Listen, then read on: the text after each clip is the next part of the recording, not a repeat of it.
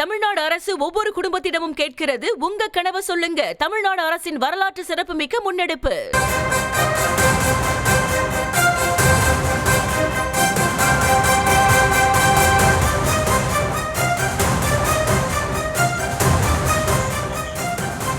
அண்மை செய்திகளை பார்த்து வருகிறோம். திருவள்ளுவர் தினத்தையொட்டி முதலமைச்சர் மு.க.ஸ்டாலின் தமிழக மக்களுக்கு 4 வாக்குறுதிகளை அளித்து வாழ்த்து தெரிவித்திருக்கிறார். இது தொடர்பான விவரங்களுக்கு இணைகிறார் எமது செய்தியாளர் ராஜேஷ். அவரிடம் பேசலாம். வணக்கம் ராஜேஷ். முதலமைச்சரினுடைய இந்த திருவள்ளுவர் தின வாழ்த்து மற்றும் வாக்குறுதிகள் தொடர்பான விவரங்கள்.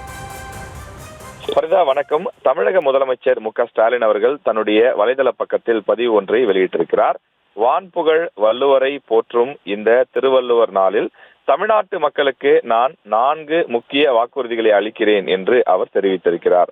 மேலும் சமூக அநீதி மற்றும் மதவாத சக்திகளுக்கு எதிராக போராடும் துணிச்சல், அதே போல வறியோர் எளியோர் வாழ்வுயர மனிதநேய திட்டங்கள், இளைய சமூகத்தின் அறிவாற்றலை வளர்க்கும் முன்னெடுப்புகள், தொழில் வளர்ச்சிக்கும் மகளிர் மேம்பாட்டிற்கும் முதலமைச்சர் மு.க.ஸ்டாலின் அவர்கள் குறிப்பிட்டிருக்கிறார்.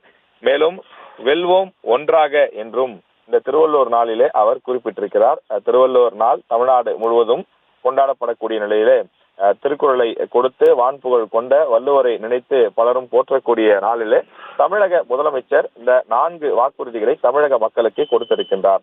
இது தவிர ஒரு திருக்குறளையும் குறிப்பிட்டு அவர் இந்த 4 வாக்குறுதிகளை அவர் கொடுத்திருக்கிறார். அஞ்சாமை ஈகை அறிவுக்கும் இந்நான்கும் எஞ்சாமை வேந்தற்கியல்பு என்ற அந்த திருக்குறளை குறிப்பிட்டு அவர் இந்த அஞ்சாமை, மனிதநேயம், அறிவாற்றல், ஊக்கமளித்தல், வள்ளுவன் சொன்ன இவை 4ம் நமது ஆட்சியின் அடிநாதம் என்று தமிழக முதலமைச்சர் மு.க.ஸ்டாலின் அவர்கள் குறிப்பிட்டிருக்கிறார்.